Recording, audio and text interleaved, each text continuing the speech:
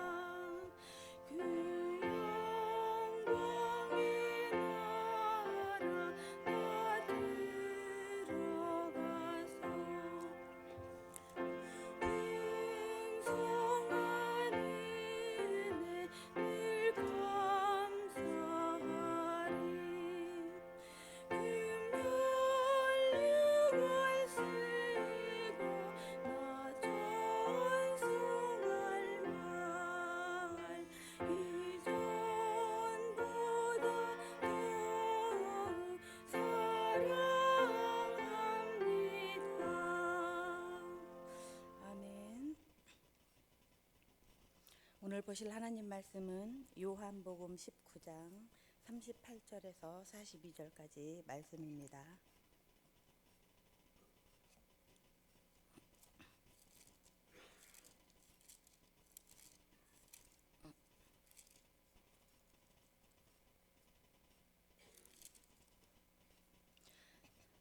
제가 봉독해 드리겠습니다.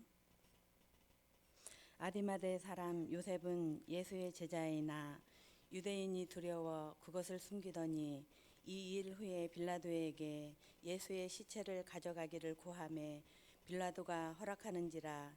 이에 가서 예수의 시체를 가져가니라. 일찍이 예수께 밤에 찾아왔던 니고데모도 몰약과 침향 섞은 것을 100리터쯤 가지고 온지라. 이에 예수의 시체를 가져다가 유대인의 장례법대로 그 향품과 함께 세마포로 쌌더라. 예수께서 십자가에 못 박히신 곳에 동산이 있고 동산 안에 아직 사람을 장사한 일이 없는 새 무덤이 있는지라. 이날은 유대인의 준비일이요 또 무덤이 가까운 고로 예수를 거기 두니라. 아멘. 오늘은 목사님께서 숨은 믿음의 사람이란 제목으로 말씀 전해주실 때에 은혜의 시간 되시기 바랍니다. 이번 주 말씀 암송하시겠습니다. 만군의 여호와가 이르노라. 너희의 온전한 11조를 창고에 들여 나의 집에 양식이 있게 하고 그것으로 나를 시험하여 내가 하늘문을 열고 너희에게 복을 쌓을 곳이 없도록 아니하나 보라. 말라기 13장 10절 말씀. 아멘.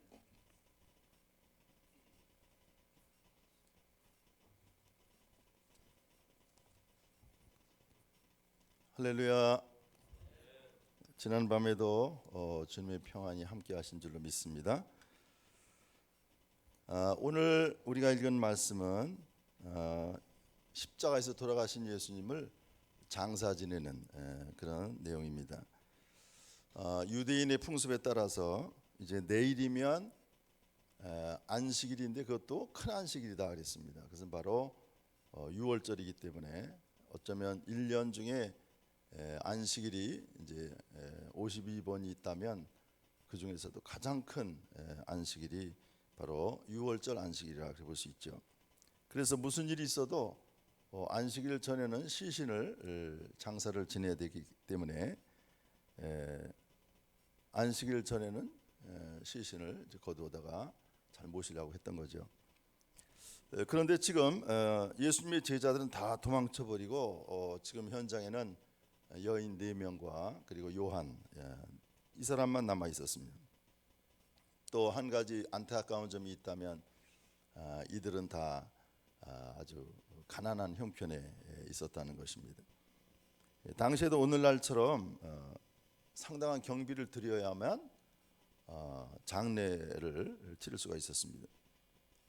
이스라엘에 가보니까 이스라엘 사람들은 이제 그 모든 장례식뿐만 아니라 모든 것이 다 그 나라의 풍토에 따라 이제 다른데, 이스라엘은 우리나라처럼 땅을 파고 이렇게 사람을 장사 지내는 게 아니라 이제 동굴, 거긴 자연 동굴이 많으니까요. 이게 동굴에다가 이렇게 모셔요.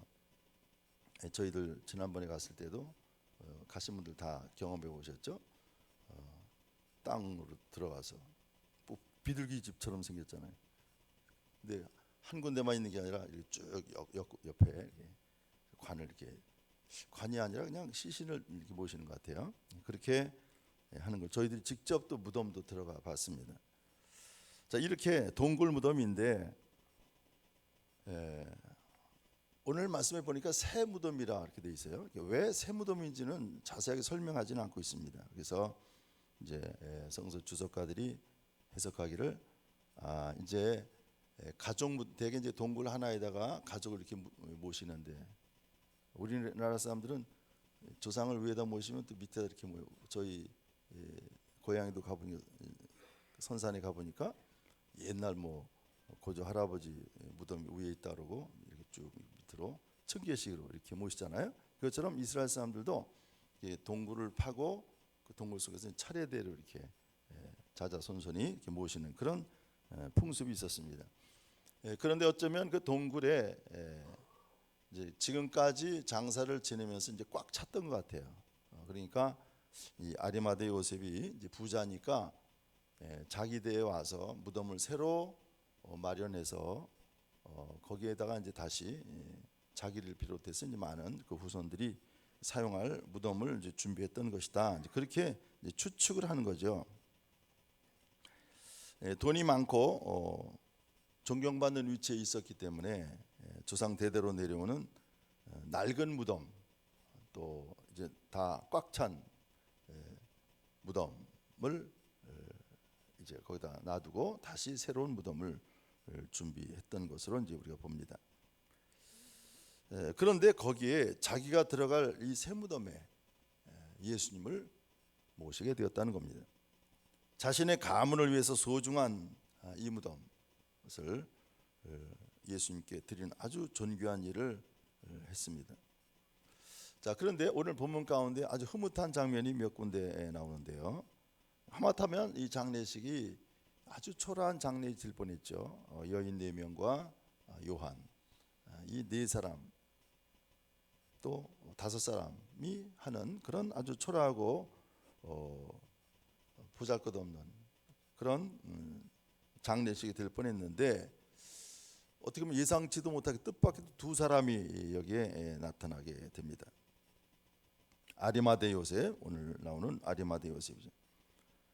또 중요한 것은 그는 대담하게 빌라도에게 가서 예수님의 시신을 달라고 요청했다, 그렇게 말씀합니다. 평행본문인 마가복음 15장 43절에 보니까 세 번역입니다. 아리마대 사람 요셉이 대담하게 빌라도에게 가서 예수의 시신을 내어달라고 청하였다, 이렇게 기록하고 있습니다. 대담하게라고 하는 그 헬라 원어를 보면 일반 용기가 아니고 아주 특별한 용기, 용기 있게 갔는데, 일반 우리도 뭐 다 대담할 수 있지만 목숨을 걸고 간 거 아니겠습니까?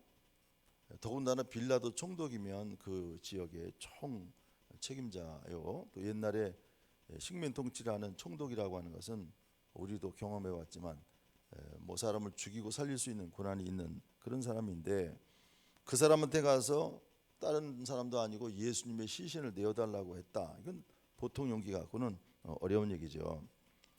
누가복음 23장 52절에도 보니까 아리마대 요셉을 가리켜서 뭐라면 하나님의 나라를 기다리는 자다, 이렇게 소개합니다. 그 외에도 이 아리마대 요셉은 공회 의원이었고 착하고 의로운 사람이었다. 누가복음 23장 50절에 또 소개하죠. 또 고관이었고 또 아리마대 출신의 부자였다. 마태복음 27장 57절, 이렇게 성경에서 증언합니다. 또 그는 사내들인 공회에서 예수님을 십자가에 못 박자고 이제 결의할 때 거기에 찬성하지 않았다, 그렇게 간단하게 나옵니다. 누가복음 20장 51절에 보니까 의회의 결정과 처사에 찬성하지 않았던 아리마대 요셉이죠. 이 아리마대 요셉 또 니고데모, 2사람이 나오는데 가능한 한 이 예수를 십자가에 못 박지 말자, 이렇게 주장했던 사람입니다. 그는 아주 전형적인 경건한 유대인으로서 하나님의 나라, 즉 메시아의 시대를 기다렸던 그런 사람입니다. 그래서 대담하게 예수님의 시신을 내어달라고 요구를 했고, 그리고 자기 자신의 무덤을 제공했다는 것입니다. 대단한 용기의 사람이었다, 헌신이었다 하는 것을 알 수 있습니다. 그 다음에는 니고데모인데요. 니고데모 간단하게 나옵니다. 이미 3장에서 니고데모라는 사람이 이제 여기에 출연했었죠. 예수님께 그것도 한밤중에 찾아와서 예수님께로부터 거듭남의 비밀, 거듭남의 요즘에 조심해야 되는 게 거듭남의 비밀이라는 말 조심해서 쓰이죠. 박옥수라고 하는 그 이단 권신찬파의 그 저도 요즘에 이제 유튜브를 이렇게 보니까 혹시 여러분들한테 제가 잘못 보낸 게 있어요. 찬송가인데 똑같이 우리가 찬송가 쓰니까 보냈더니 나중에 박옥수 목사 이렇게 광고하더라고요. 혹시 박옥수 목사라고 다 지워버리세요. 아주 은혜스러운 찬송이 나와서 제가 여러분에게 제공했는데 나중에 알고 보니까 그게 이단 교회에서 만든 거더라고요. 굿뉴스 TV라고 쓴 게 그게 바로 권신전파의 그 구원파 그 이단 유튜브입니다. 이런 그 굿뉴스 TV라고 하는 그 유튜브 보지 마세요. 저도 몰랐어요. 보니까 기성교회도 집어넣고 자기네 거 이렇게 살짝 이렇게 사이사이 넣었더라고요. 우리가 구분하기가 아주 힘들어요. 그래서 거듭남의 비밀, 이 박옥수 목사가 거듭남의 비밀이라. 우리 형님도 장로인데요. 그 전에 병원에 제가 아프다 그래서 입원해서 가봤더니 머리맡에 거듭남의 비밀이라는 책이 있는 거예요. 이상하다 이렇게 보니까 박옥수 목사가 친 거예요. 형님 이거 이단 책인지 아냐? 이렇게 모르더라고요. 장로인데도 몰라. 그래서 이거 이단이니까 읽으면 안 된다고 내가 쓰레기통에 집어넣는데 그럴 듯해요. 근데 끝이 달라. 이단은 항상 끝이 다는 거예요. 이게 조심해야죠. 이 거듭남의 비밀에 대해서 이 니고데모가 예수님께 아주 개인 교수를 받은 거 아닙니까? 1대1로 받은 거예요. 1대1로 교육을 받았어요. 그러면서 예수님께로부터 책망을 들었어요. 왜요? 거듭난다는 말을 영적인 의미를 알아듣지 못한 거예요. 어떻게 엄마 뱃속에 들어갔다 나올 수 있습니까? 이렇게 물어보니까 야, 너 선생, 이스라엘 선생 정도 돼가지고 그것도 모르냐? 너 그만큼 배웠다는 사람이 그것도 모르냐? 이렇게 책망을 들어요. 상당히 지체 높은 사람이고 또 구약 율법에 정통한 사람 아닙니까? 산헤드린 공회의원이면 율법을 다 줄줄 외우는 사람들이에요. 그러니까 뭐 학문으로 보나 학위로 보나 출신으로 보나 갈릴리의 초라한 청년이 책망할 만한 그런 위치인 사람이 아니었어요. 자, 그럼에도 불구하고 예수님의 책망을 받았을 때 우리 같으면 이 건방지게 말이야, 나이도 어쩌면 예수님이 33살밖에 안 되니까 더 나이가 들었을 거란 말이죠. 우리나라는 이 유교 문화가 있기 때문에 장유유서라고 그래갖고 나이가 크다잖아요. 근데 미국이라는 나라는 가보니까 우리 친구도 이렇게 들어보니까 나이가 구분이 안 돼요. 그러니까 우리는 동년배라야 친구가 되지만 미국 사람들은 뜻이 맞으면 무조건 친구가 돼요. 나이 차이가 아무리 10살, 20살이 돼도 사상이 맞으면 친구가 되는 거예요. 여러분, 마틴 루터를 제일 옆에서 도왔던 그 친구, 저는 독일 가서 처음 알았어요. 항상 마틴 루터의 동상이 있는데 마틴 루터가 종교개혁을 부르짖으면서 방문했던 도시마다 입구에 전부 다 마틴 루터의 동상이 있어요. 독일은요. 그런데 반드시 옆에는 그 친구의 동상이 있어요. 근데 그 친구가 난 뭐 몇 살 우리나라식으로 생각할 때 한 서너 살 친구인 줄 알았더니 그게 아니고 10살이 넘어. 동생처럼 아주 동생도 자기 아들뻘 되는, 근데도 아주 친구야. 이름을 야 루터야 이렇게 불러요. 이게 서양 사람들의 문화더라고요. 우리하고는 달라요. 우리 고세진 친구가 결혼해갖고 장인네 인사하러 갔는데 조그만 꼬마가 헤이 세진 그러더래요. 이 건방진 놈이 우리 문화로 생각할 때 이 건방진 어디 알고 보니까 거기는 다 이름 부르는 거야. 다 애들도 어른 이름 불러. 그런 문화예요. 그러니까 그걸 우리가 이해를 해야 돼요. 자, 그런데 니고데모가 기분 나빠서 뛰쳐나오질 않았어요. 그걸 참아요. 끝까지 예수님이 이분이 훌륭하다는 걸 알기 때문에 그분의 말씀을 다 듣고 거듭남의 그 비밀을 깨닫고 나온 겁니다. 이 니고데모의 훌륭한 점이 바로 그것입니다. 우리처럼 당장 성급하게 판단하지 않고 조심스럽게 두고두고 생각하는 그런 사람이라는 것을 알 수 있죠. 그러던 중에 예수님께서 십자가에 돌아가셨고 그는 자기가 소유하고 있던, 오늘 말씀해 보니까 모략의 침향을 섞은 것 100근 정도의 그런 향료와 향품과 삼배를 갖고 예수님께 나왔습니다. 여기서 삼배와 모략의 침향 섞은 것은 옛날 귀족과 왕족들의 장례식에 사용했던 물품입니다. 동방 박사가 몰약을 이제 갖고 왔다 그랬는데 그것만이 중요한 게 아니라 오늘 이 니고데모가 예수님의 장사를 지내기 위해서 갖고 온 물품이 최고의 왕에게 사용하는 그 물품을 가지고 나왔다는 사실은 거기서 벌써 니고데모의 신앙 고백이 나오는 거예요. 예수님을 왕 중의 왕으로 벌써 고백하고 있었다는 것을 알 수 있죠. 자, 그런데 이렇게 마지막에 충성을 다 바친 이 아리마대 요셉이 예수님의 살아생전에 언제 어디서 말씀을 들었고 공부했다는 얘기는 없어요. 기록이 없어요. 또 니고데모도 한밤중에 예수님을 찾아왔다는 얘기 외에는 다른 얘기가 없어요. 구체적 내용이 없습니다.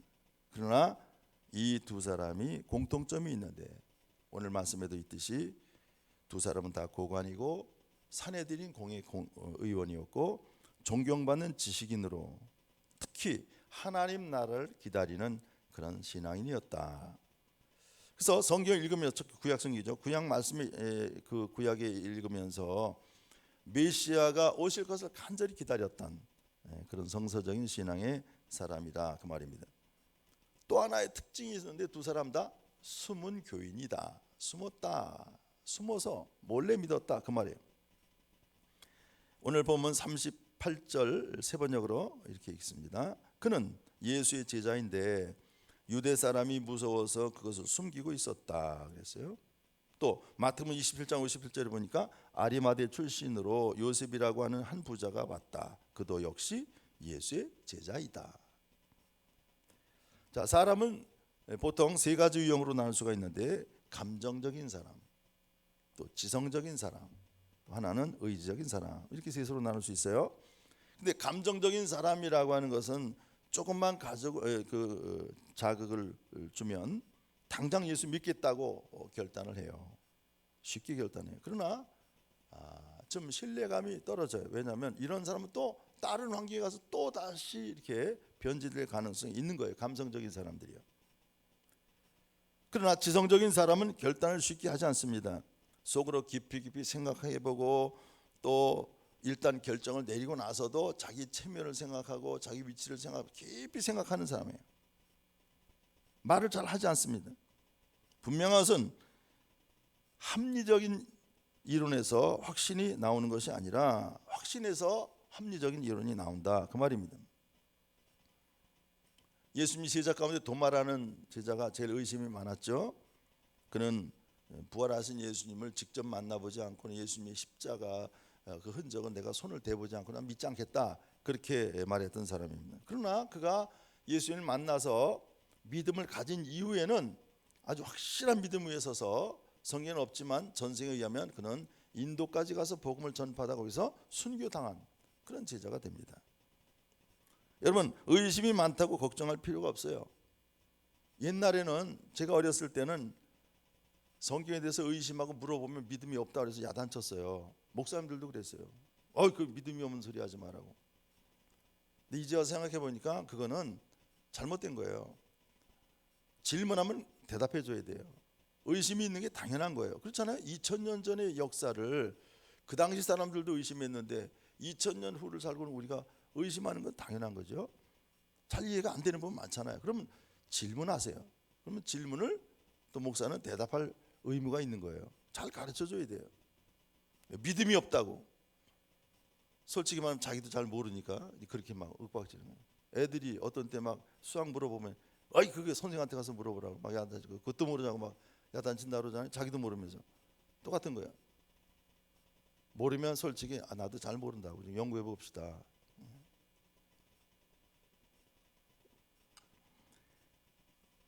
그래서 의심이 많다고 해서 걱정할 필요가 없어요. 의심이 확신으로 바뀔 때 오히려 의심 안 했던 사람보다 더 앞서가는 믿음이 많아요. 비판 없는 믿음은 비판 없이 무너지게 되어 있습니다. 그러나 비판 있는 믿음은 비판 앞에서 든든하게 서서 신앙을 변정할 수 있습니다. 그래서 지적인 신앙이라고 하는 것은 은근하지만 조용한 중에 깊이 들어가고 특히 환난 때 어려움을 당할 때 보면 이 지적인 신앙, 지성적인 신앙을 가진 사람들이 거기에 다 가담해요. 어려움이 있을 때. 대체적으로 성도들 두 부류로 나눌 수가 있는데요. 어떤 극적인 사건이 있어서 기가 돼서 극적인 변화로 분명하게 거듭나는 사람이 있는가 하면 아예 엄마 모태로부터 예수 믿은 사람들, 그런 사람들은 특별한 어떤 감동도 없고 그야말로 이슬비 내리는 것에 옷이 젖는 것처럼 서서히 어렸을 때부터 믿었던 그 신앙이 축적돼서 이렇게 믿는 그런 믿는 것 같기도 하고 믿지 않는 것 같기도 한데, 그러나 분명한 것은 어렸을 적에부터 예수 믿은 사람들이 뿌리가 깊어요. 그리고 흔들리지 않아. 그렇잖아요? 그래서 어떤 목사님이 설교할 때 그렇게 얘기하더라고요. 목사라고 하는 것은 최소한도 유년부를 거친 사람이 목사가 돼야 된다 하는 얘기. 그게 일리가 있는 건 다 맞는 얘기는 아니지만 일리가 있는 얘기예요. 그렇잖아요? 저도 유치부 때부터 예수를 믿었는데 유년부, 유치부, 유년부 또 중고등부, 청년부를 거친 그런 체험을 한 사람이 교회에 대해서 알잖아요. 물론 나중에 어른 돼서 예수 믿고 변화돼서 뭐 능력 있게 무디 목사님처럼 그렇게 한 분들도 물론 있어요. 훌륭한 분들이. 그러나 우리 교회 전체적으로 보면 교회 전체 2000년의 역사 가운데 교회의 모든 분야를 이끌어간 분들은 대개 어렸을 적부터 신앙생활 한 분들이 끌어가는 거예요. 화끈하게 이렇게 어떤 부흥의 역사를 일으키는 역사는 있지만 교회 전체적인 어떤 그 교리적인 거라든지 교회 역사를 이끌어간 분들은 다 어려서부터 신앙생활 한 분들이 목사된 분들이 하는 겁니다. 그게 중요한 거예요. 그러니까 어렸을 때 신앙이 중요한 겁니다. 여러분의 자녀들이 교회 어렸을 때 다녔습니까? 그러면 가능성이 있는 거예요. 프라이버의 곽기석 같은 사람도 수십억의 빚을 지고 채권자들로부터 막 괴롭힘을 당하면서 죽어야 되겠다, 한강에 가서 빠져 죽으려고 한강가에 갔다가 뭐가 생각나냐면 유년부 때 교회 갔던 생각나는 거예요. 무슨 내용인지 모르지만 그냥 입에다 거품을 물고 열심히 가르쳤던 그 선생님이 갑자기 생각이 나더라는 거예요.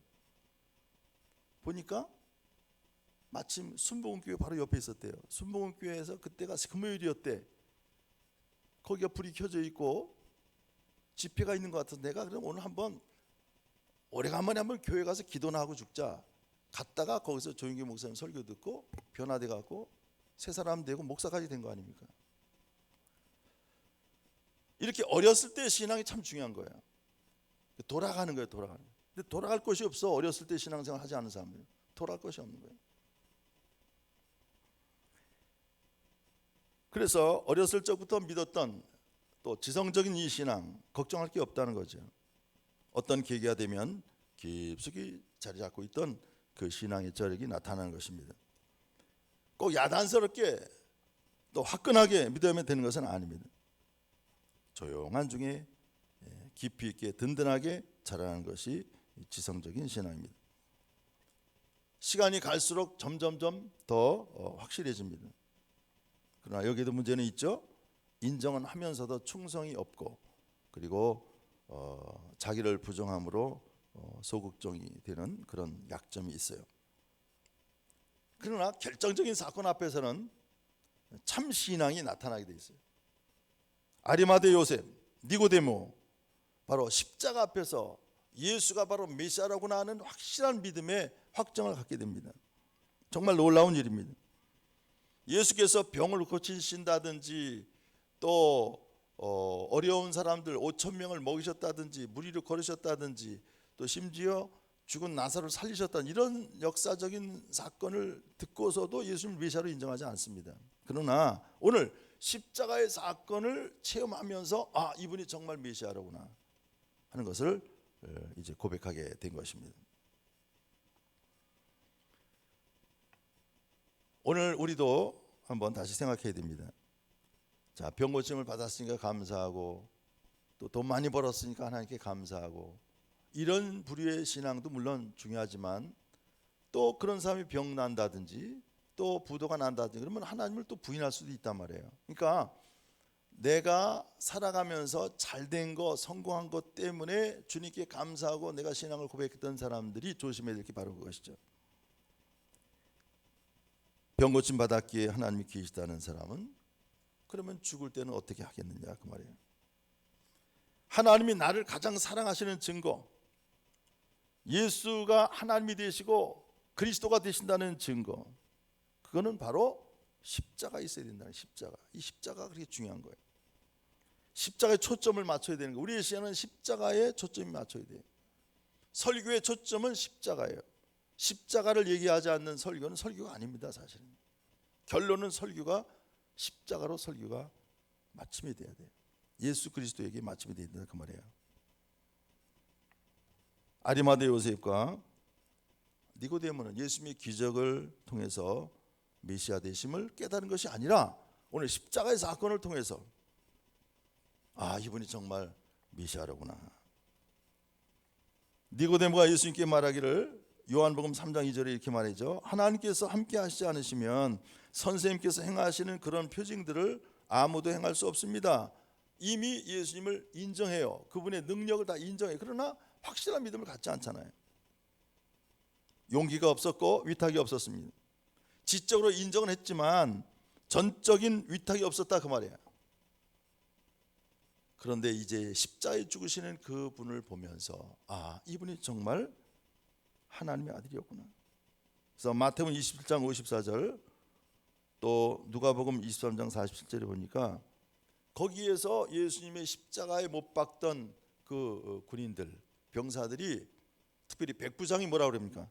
이는 진실로 하나님의 아들이었도다 이렇게 고백하지 않습니까? 그게 진짜 신앙이란 말이에요. 예수님이 십자가에 죽으시는 모습을 보고 이분이 정말 하나님의 아들이구나, 이분이 바로 메시아로구나 이렇게 고백했다는 거예요. 예수님은 니고데모의 거듭남의 비밀에 대해서 도리에 대해서 말씀하시다가 마지막 결론을 내리시기를 뭐라고 말씀하셨냐면 모세가 광야에서 뱀을 든 것 같이 인자도 들려야 하리라 이렇게 니고데모에게 알아들을 수 없는 말을 하신 거예요. 물론 니고데모는 구약을 알고 있으니까 광야에서 모세가 불뱀을 만든 사건을 알고 있잖아요. 그거 알고 있는 걸 예수님이 이용해서 설명하신 거예요. 그게 뭐예요? 십자가를 얘기하신 거예요. 십자가. 뱀을 들린 것처럼 나도 그렇게 들려야 될 것이다. 무슨 소리인지 모르지만 그 역사는 알고 있잖아요. 그런데 바로 이거구나. 예수님이 그때 말씀하신 비밀이 이거구나. 원리가 그거구나 하는 것을 깨닫게 되는 거예요. 내가 십자가에 매달려 죽는 것을 봐야 내가 깨닫겠구나. 그날이 돼야만 네가 알겠구나 이런 뜻이에요. 정말 그 말씀대로 사실화된 것입니다. 그는 십자가에 죽으시는 예수님을 보고 나서야 모든 것을 다 알게 됩니다. 특별히 요한복음에서 안다는 단어가 굉장히 중요한 단어라고 했죠. 아니 성경 전체가 안다는 단어가 중요한 단어예요. 기노스코 알아야 돼. 이제서야 예수님이 누구시고 그동안에 행하신 그분의 이적과 그분의 행적이 그렇구나 라고 하는 걸 이때 이제 다 유추해서 깨닫게 된 것입니다. 그래서 그는 주님께 최고의 헌신을 하고자 했던 겁니다. 돌아가셨으니 할 게 뭐 있습니까? 자기가 가지고 있는 가장 귀한 모략, 또 침향 섞은 것, 그것도 200리트라 그 어마어마한 양을 시신을 다 감싸고도 남을, 그런데다가 우리말로는 삼배라고 번역했는데 최고의 그런 세마포, 왕족이 쓸 수 있는 왕에게 장례를 치르는 물품을 가지고 나와서 최고의 헌신을 했다 그 말입니다. 지적인 신앙, 숨은 신앙이 십자가의 사건 앞에서 빛을 드러낸 사건입니다. 이 엄청난 사건 앞에서 체면이나 또 명예 또 지위를 다 포기하고 예수 그리스도와 운명을 함께하는, 죽어도 좋다는 그런 담대함을 가지고 빌라도에게 찾아간 거 아니겠습니까 여러분? 십자가 앞에서 죽어가는 사람을 동정한다든지 한마디라도 거기에 대해서 비판적인 말을 하면 같이 잡아 죽였다는 거예요. 로마 사람들이. 일본 놈들도 안 그랬어요? 우리 민족한테 얼마나 못되겠습니까? 일본한테 조금이라도 대들거나 한 거 하면 잡아다 죽였잖아요. 고문했잖아요. 똑같은 거예요. 이 아리마대 요셉과 니고데모는 그 위험한 순간에 모든 체면, 자기의 모든 지위 다 포기하고 주님과 함께 운명을 같이 합니다. 얼마나 위대한 신앙입니까 여러분?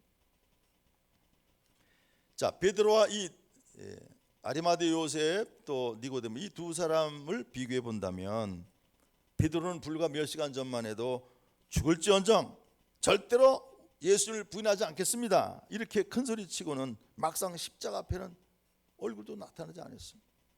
얼씬도 안 했어요. 그러나 니고데모나 아리마대 요셉은 십자가에 돌아가신 예수님의 시신을 직접 내려다가 장사를 지내는 그런 엄청난 용기를 가졌단 말이에요. 니고데모나 아리마대 요셉은 뭐 주님을 내가 따르겠다든지 부인하지 않겠는 그런 장담을 한 적은 없어요. 단지 조용히 숨어서 비밀스럽게 주님을 지켜본 것입니다. 그리고 십자가 사건 앞에서 그 신앙이 꽝 터진 거죠. 폭발한 거죠. 순교 역사를 보니까 어느 훌륭한 순교자가 화형을 당하게 됐습니다. 화형당할 때 자기를 화형시키는 그들을 향해서 스데반처럼 주여 저들을 용서해 주십시오. 저들이 알지 못해서 그렇습니다. 내 영혼을 예수님처럼 내 영혼을 주님 받아주십시오. 그런 기도하는 모습을 보고 그 군중 속에 숨어있던 그리스도인들이 나도 예수 믿는 사람이라고 수백 명이 뛰쳐나와서 같이 불 속에 뛰어들어간 역사가 있어요. 유럽의 역사 가운데 나도 그리스도인이라고 두려워서 덜덜 떨면서 군중 속에 숨어 있었던 그 그리스도인들이 그 훌륭한 순교자가 죽는 모습을 보고 그 신앙이 폭발한 거예요. 바로 그것입니다. 이처럼 오늘 예수님께서 십자가에 돌아가시는 그 모습을 보고 아리마대 요셉과 니고데모는 더 이상 숨어 있을 수가 없었던 것이죠. 그래서 당돌하게 빌라도에게 직접 찾아가서 예수님의 시신을 달라고 요구합니다. 그 순간 그는 예수님처럼 내가 죽어도 상관없다고 하는 그런 용기가 있었어요. 그런 믿음이 있었어요. 이것이야말로 십자가의 승리예요. 말없이 죽으신 예수님이시지만 이미 이 니고데모와 아리마대 요셉을 사로잡아서 참 제자가 되게 하신 것입니다. 마세테스가 되겠다 말이에요. 환란이 있을 때 거짓 신앙은 무너져 버립니다. 뭐 이단자들 막 지금 설치고 있지만 신천지가 설치고 있지만 막상 예수 믿는 사람을 잡아 죽이는 그런 환란이 오면 다 도망갑니다. 이 가짜들 다 도망가게 돼 있어요. 환란과 박해 속에서 자기의 모습이 나타나고 큰 위력을 발휘하게 됩니다. 겨자씨만 해도 살아있는 믿음이라고 하는 것은 결정적인 시간에 나타나게 돼 있고 열매를 맺게 되는 것입니다. 사랑하는 성도 여러분, 이제 오늘 이 아리마대 요셉과 니고데모와 같은 그런 훌륭한 믿음으로 아름다운 열매를 맺으시기를 주님의 이름으로 축원합니다. 기도하겠습니다. 아버지 하나님, 은혜를 감사합니다. 우리에게 믿음을 주셔서 십자가의 하나님, 십자가의 예수님을 믿게 하시니 감사합니다. 확실한 믿음을 갖게 하시고 담대하게 빌라도를 찾아가서 예수님의 시신을 요구했던 아리마대 요셉과 또 니고데모 같은 흔들리지 않은 믿음 되게 하시고 반석 같은 믿음 되게 하셔서 끝까지 믿음으로 승리하는 주의 자녀들로 삼아 주옵소서. 이 시간 주님 앞에 단련한 사랑하는 모든 성도들, 또한 첫 시간을 드리며 주님 앞에 예배하는 우리 가정마다의 모든 성도들에게 큰 은혜와 축복을 다하여 주옵소서. 언제나 주님의 십자가만을 바라보면서 승리의 삶을 살아가게 하여 주옵소서. 모든 것 주님께 맡기오며 우리 주 예수 그리스도의 이름으로 간절히 기도드렸습니다. 아멘. 하늘에 계신 우리 아버지여, 이름이 거룩히 여김을 받으시오며 나라의 임하옵시며 뜻이 하늘에서 이룬 것 같이 땅에서도 이루어지이다. 오늘날 우리에게 일용할 양식을 주옵시고 우리가 우리에게 죄 지은 자를 사하여 준 것 같이 우리 죄를 사하여 주옵시고 우리를 시험에 들게 하지 마옵시고 다만 악에서 구하옵소서. 대개 나라와 권세와 영광이 아버지께 영원히 싸움나이다. 아멘. 통솔 기도합니다. 주여, 아버지 하나님, 은혜를 감사합니다. 감사합니다. 나를 위해 십자가를 지신 예수님, 주님 하나님께서 이 땅에 오셔서 인간의 모습으로 오셔서 종의 형체를 가지사 죽기까지 복종하셨다고 했습니다. 아버지 하나님의 은혜를 감사합니다. 십자가의 은혜를 감사합니다. 그 은총을 감사합니다. 확실한 믿음을 갖게 하여 주옵소서. 나를 위해 십자가를 지신 예수님의 그 엄청난 그 은혜와 사랑을 기억합니다. 잊지 않게 하여 주옵소서. 망각하지 않게 하여 주옵소서. 하늘의 신령한 서로 충만하게 채워 주옵소서. 건너로 역사하여 주시옵소서. 저는 믿습니다. 이 시간 주님 앞에 엎드린 사랑하는 귀한 성도들이 있습니다. 주여 저들을 기억하여 주옵소서. 한시명 주여 주님께서 안수하여 주시고 이 귀한 시간 하나님의 위롭던 내신 성령의 충만함으로 채워 주옵소서. 번호로 역사하여 주시옵소서. 믿습니다. 아버지 하나님 은혜를 감사합니다. 주님께서 주신 이 엄청난 은혜와 사랑을 깨닫게 하여 주옵소서. 은혜로 충만케 하여 주시옵소서. 믿습니다. 아버지 하나님 은혜를 감사합니다. 주여 믿습니다. 아버지 하나님